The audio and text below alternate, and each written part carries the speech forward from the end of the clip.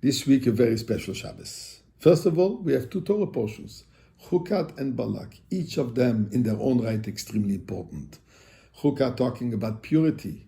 Balak, the famous prophecy that Bilam foretold us about the coming of Mashiach. The only thing then he said, I see it, but I see it in the future. It's happening, but not so close. Today, Baruch Hashem, we're close, and much closer than one thinks. So this is the particular importance of this Shabbos.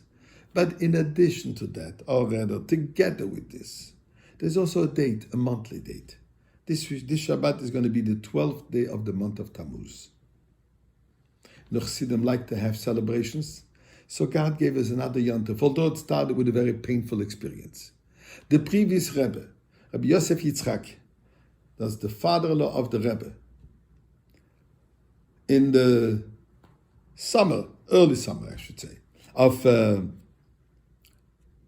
year 1927, the Stalinist regime that was out to destroy all vestige of Judaism and systematically eradicated synagogues, yeshivas, schools, mikvaot, anything that had a semblance that was Jewish was destroyed. People were sent to the Russian Gulag for thinking about Judaism. So the previous Rebbe single-handedly, with a handful of his Chassidim, battled them. Wherever they closed the shul, he reopened. Wherever they closed the mikveh, he reopened. Wherever they closed the cheder, he reopened. And was an ongoing battle till they finally arrested him, with their intention was a death penalty. As we mentioned last week, on the 3rd of Tammuz of that year, he was released from prison and sent to exile. And then on the 12th of Tammuz, he was notified that he's being freed completely. But we like 2 days of Yantiv, so on 12th, since the official offices were closed, he couldn't get the official paper, so he had to wait till the 13th, the next day, which is, we have Yud Bet, Yud Gimel Tammuz, called Chag HaGeula, the Yantiv of celebration. Now, you can think, okay, Chassidim love to celebrate, but how does it affect the entire world? Yet the previous Rebbe writes in the letter, Lo oisi belvad, Goal. Not only me individually did God save from this dangerous situation, but every single Jew, even the one who doesn't even know that he's Jewish, he's only called with the name Yisrael, even him it affects. How so? So let us look a little bit what happened since.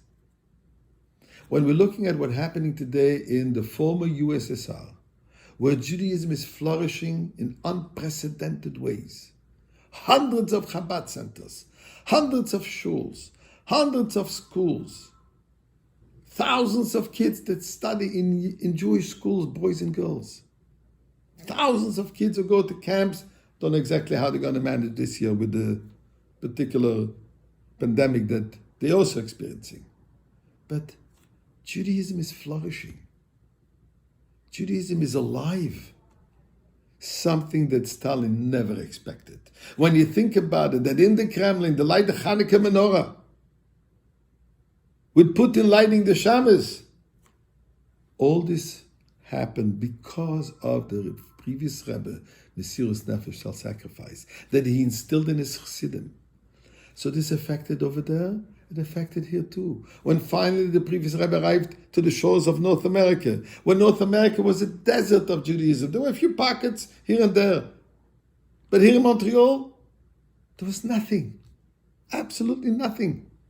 And all this was changed with the previous Rebbe's involvement and encouragement and active work, although physically half paralyzed.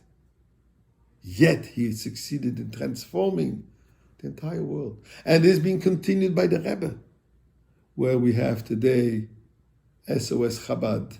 Anywhere you go, you have a shliach, your Rebbe, the Rebbe's emissary, to help and to encourage and to teach whatever is necessary for being Jewish.